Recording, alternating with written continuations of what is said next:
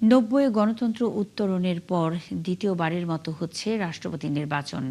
জাতীয় সংসদ ভবনের অধিবেশন কক্ষে দুপুর 2টা থেকে 5টা পর্যন্ত হবে ভোট গ্রহণ। এতে প্রতিদ্বন্দ্বিতা করছেন বিএনপি মনোনীত মির্জা ফখরুল ইসলাম আলমগীর আর বিরোধী দলীয় জোটের প্রার্থী অবসরপ্রাপ্ত কর্নেল অলি আহমদ। সংসদ সদস্যরা ঠিক করবেন কে যাচ্ছেন বঙ্গভবনে। যদিও সংবিধানের 70 অনুচ্ছেদের বাধ্যবাধকতায় সরকারি দলের প্রার্থী শেষ পর্যন্ত জিতবেন তা বলাই যায়। শফিকুল হকের প্রতিবেদন।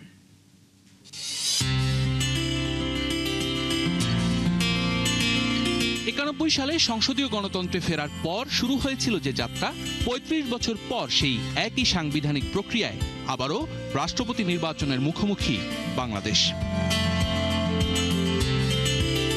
আব্দুর রহমান বিশ্বাস থেকে মির্জা ফখরুল ইসলাম আলমগীর, মাঝে পেরিয়ে গেছে 3.5 দশক। 91-এ নির্বাচনের মধ্য দিয়ে দেশে ফিরে আসে সংসদীয় গণতন্ত্র। সংসদীয় ব্যবস্থার অন্যতম গুরুত্বপূর্ণ ধাপ ছিল নতুন রাষ্ট্রপতি নির্বাচন। এরপর বদলে যায় নির্বাচনের চরিত্র।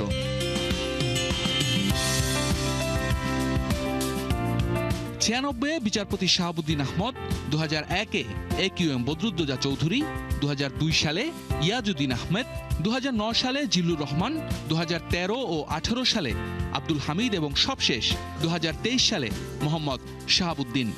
ক্ষমতাসীন দলের মনোনীত প্রার্থী হিসেবেই বিনা প্রতিদ্বন্দ্বিতায় তারা রাষ্ট্রপতি নির্বাচিত হয়েছেন। গণঅভ্যুত্থান পরবর্তী রাজনৈতিক পরিবর্তনের ধারাবাহিকতায় স্বৈরাচার আওয়ামী লীগ মনোনীত রাষ্ট্রপতি পদত্যাগ করলে সংবিধান অনুযায়ী দায়িত্ব পালন করছেন স্পিকার হাফিজউদ্দিন আহমদ।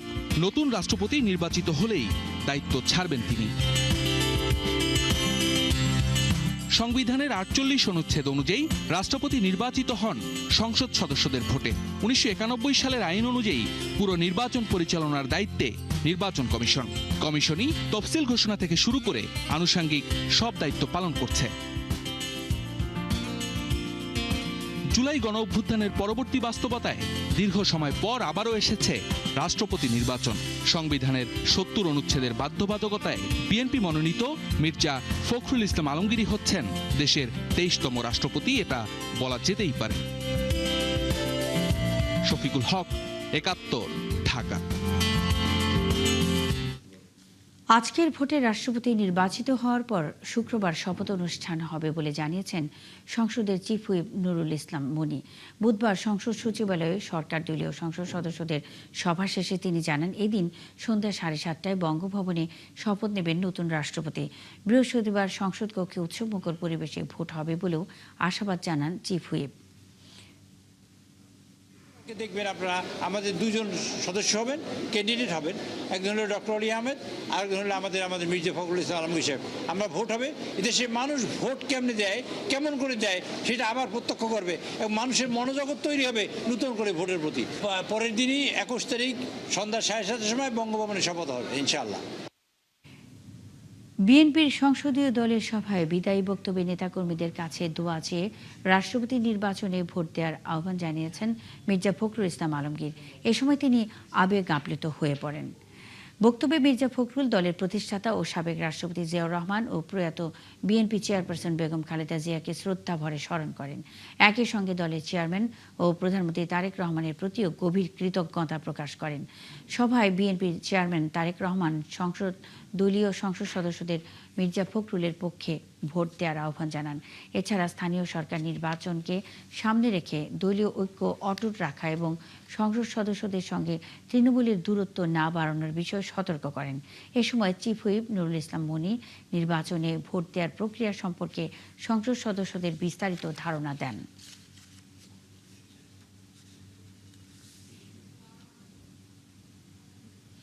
কলকাতায় আগুনে নিহতদের মধ্যে 7 জন বাংলাদেশি এবং 2 জন ভারতীয় নাগরিক। বুধবার রাতে নিহতদের বিষয়ে সবশেষ এই তথ্য জানিয়েছে বাংলাদেশের deputy high commissioner Mohammad Khaled.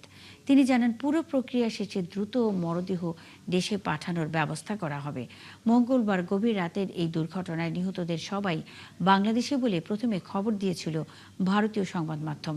এর আগে স্থানীয় পুলিশের বরাতে বাংলাদেশের পররাষ্ট্র মন্ত্রণালয় নিহতদের মধ্যে 5 জন বাংলাদেশি হওয়ার তথ্য দিয়েছিল। কলকাতায় নিউ মার্কেট এলাকায় মির্জা গালিব স্ট্রিটের এই হোটেলে আগুনে পুড়ে ও দগ্ধ হয়ে মারা যাওয়াদের মধ্যে 6 জন পুরুষ, 2 জন নারী ও 1 জন শিশু রয়েছে।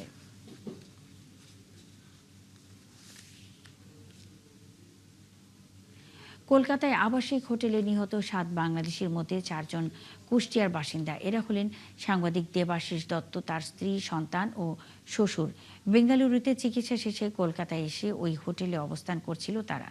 আজই তাদের দেশে ফেরার কথা ছিল। মর্মান্তিক এবং মৃত্যুতে শোকে পাথর পুরো পরিবারটি। এদিকে আগুনে নিহত আরেক বাংলাদেশি আহমেদ বাবুর বাড়ি সাভারের আমিনবাজারে, আর রেবতী সরকার ও SM আলিমুজ্জামানের বাড়ি সাতক্ষীরায়।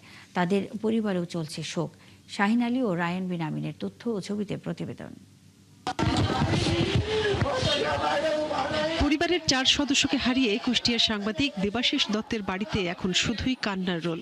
এমন করুণ মৃত্যু মানতে পারছেন না স্বজনদের কেউ। গত 13 আগস্ট স্ত্রী আফসানা শারমিন মনীষা ও তার 3 বছরের ছেলে স্বর্ণশীষ দত্তের উন্নত চিকিৎসার উদ্দেশ্যে ভারতে গিয়েছিলেন দেবাশিস দত্ত। সাথে ছিলেন তার শ্বশুর আকরাম হোসেন। বেঙ্গালুরুতে চিকিৎসা শেষ করে মঙ্গলবার তারা কলকাতার মির্জা গালিব স্ট্রিটে একটি আবাসিক হোটেলে ওঠেন। সেখানেই আগুনে করুণ মৃত্যু হয় সবার। তাদের মৃত্যুর খবরে শোক নেমে আসে দেবাশিসের পুরো পরিবার সহ কুষ্টিয়া শহরে। সকাল থেকে তার বাড়িতে ভিড় করেন বন্ধু, সাংবাদিক ও প্রতিবেশীরা। দেবাশিসের 8 বছরের মেয়ে ফাহিমাকে সান্ত্বনা জানানোর ভাষা হারিয়ে ফেলেছেন সবাই। আজকে দেশে আসার কথা ছিল, কালকে চেন্নাই থেকে ফ্লাইট করে আপনার কলকাতায় গেছে। দেবাশিস দত্ত সহ স্ত্রী, তার শ্বশুর মারা গেছে। তারপরে আমি তখনও বিশ্বাস করিনি। যখন আমি ছবিটা দেখছি তখন আমার মেয়ের বান্ধবী বলছে যে এরকম কাকি আপনি শক্ত হন। আমি বলছে দেবাশিস আর নাই। আমি তখন জানতে পারছি।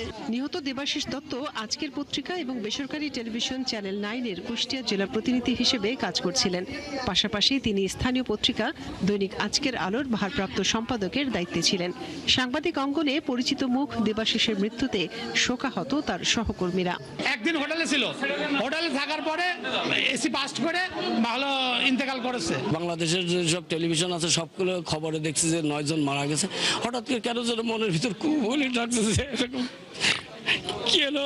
কেক কিনে নিয়ে এসে বাসায় দিয়ে গেলাম আর বলে গেলাম বাবা তুমি টেনশন করো না, তোমার বাবা কালকে চলে আসবে। কিন্তু আজকে সকালবেলা যখন শুনতে পেলাম যে সে আর নেই, ওর ভিতরে কোনোদিন এই কাজটি করেনি। সবার সাথে ওর সুসম্পর্ক ছিল। ওর মনে প্রাণে চিন্তা চেতনায় সবসময় ছিল সাংবাদিকতা। এদিকে অগ্নি দুর্ঘটনায় নিহত বাংলাদেশিদের আরেকজন সাভারের আমিনবাজারের আহমেদ বাবু। কসমেটিক্স দোকানের মালামাল কিনতে ভারতে গিয়েছিলেন তিনি। 37 বছর বয়সী বাবুর মৃত্যুর খবরে শোকের ছায়া নেমে এসেছে তার পরিবারে। আমরা ছবি পাঠিয়েছে, ওই ছবি থেকে আমরা সবাই শিওর হই এটা বাবু আহমেদ। বাবু আমাদের খুব ভালো বন্ধু ছিল, তো বাবুকে ভোলার মতন না। চেষ্টা চলছে, এখান থেকে অ্যাম্বুলেন্সের ব্যবস্থা চলছে, সব ধরনের কথাবার্তা চলছে। আল্লাহ দেখা যাক বাকিটা। শেষবারের মতো নিহত আহমেদ বাবুর মৃতদেহ দেখার অপেক্ষায় স্বজনরা। মনিরা কাজুরি, 71। কলকাতার হোটেলে অগ্নিকাণ্ডের পর নিউ মার্কেট এলাকার বিভিন্ন হোটেল, গেস্ট হাউস ও ব্যবসা প্রতিষ্ঠানে অভিযান চালিয়েছে পুলিশ। বুধবার সন্ধ্যায় হোটেলগুলোর নিরাপত্তা ব্যবস্থা খতিয়ে দেখতে এই অভিযান চালানো হয়। এদিকে এই ঘটনার জন্য মমতা বন্দ্যোপাধ্যায়ের শাসন আমলের দুর্নীতিকে দায়ী করেন পশ্চিমবঙ্গের মুখ্যমন্ত্রী শুভেন্দু অধিকারী ছাড়াও বিরোধী বাম দলগুলোর নেতারা। ঘটনা তদন্তে 5 সদস্যের সিট গঠনের নির্দেশ দিয়েছেন মুখ্যমন্ত্রী শুভেন্দু অধিকারী। নিহতের পরিবারের লোকজন সুবিচার পাবেন বলে আশ্বাস দেন তিনি। রাজধানীর অভিজাত এলাকা গুলশানের 2টি স্পা সেন্টারে বিশেষ অভিযান চালিয়েছে পুলিশ। বুধবার রাতের ওই অভিযানে স্পা সেন্টারের আড়ালে অসামাজিক কর্মকাণ্ড পরিচালনার অভিযোগে বিভিন্ন বয়সী 53 জন নারী পুরুষকে গ্রেপ্তার করা হয়েছে। গুলশান থানা পুলিশ জানিয়েছে, বুধবার রাতে থানার ভারপ্রাপ্ত কর্মকর্তার নেতৃত্বে গুলশানের হট স্টোন স্পা ও ওয়ান সেলুন নামের 2টি স্পা সেন্টারে অভিযান চালিয়ে ওই 53 জনকে গ্রেপ্তার করা হয়। অভিযানে গ্রেপ্তারদের মধ্যে 29 জন নারী ও 24 জন পুরুষ রয়েছে। তাদের বিরুদ্ধে আইনি ব্যবস্থা নেওয়া হবে বলে জানিয়েছে পুলিশ। স্পা সেন্টারের আড়ালে এ ধরনের কর্মকাণ্ডের সুযোগ দেওয়া হবে না বলেও জানান তারা। এছাড়া এ ধরনের অভিযোগের বিষয়ে নিয়মিত অভিযান অব্যাহত থাকবে। ফরিদপুরের ভাঙা এক্সপ্রেসওয়েতে মোটরসাইকেলের ধাক্কায় পথচারী ও মোটরসাইকেল চালক সহ 2 জন নিহত হয়েছেন। প্রত্যক্ষদর্শীরা জানান, বুধবার রাতে ভাঙা গোল চত্বরের হাসামডিয়া এলাকায় এক্সপ্রেসওয়ে দিয়ে হেঁটে রাস্তা পার হচ্ছিল হৃদয় শেখ নামে এক ব্যক্তি। এ সময় ঢাকা যাওয়ার পথে একটি দ্রুতগতির মোটরসাইকেল তাকে ধাক্কা দিলে ঘটনাস্থলে তার মৃত্যু হয়। এ সময় মোটরসাইকেল চালক সাকিব মুন্সিও গুরুতর আহত হয়। তাকে উদ্ধার করে ভাঙ্গা উপজেলা স্বাস্থ্য কমপ্লেক্সে নেওয়ার পর চিকিৎসক মৃত ঘোষণা করেন। দর্শক, চলছে সংবাদ সংযোগ সরাসরি সংবাদ অনুষ্ঠান দেখতে চোখ রাখুন একাত্তরের ফেসবুক পেজ এবং সাবস্ক্রাইব করুন একাত্তরের ইউটিউব চ্যানেল। থাকুন একাত্তরের সাথেই।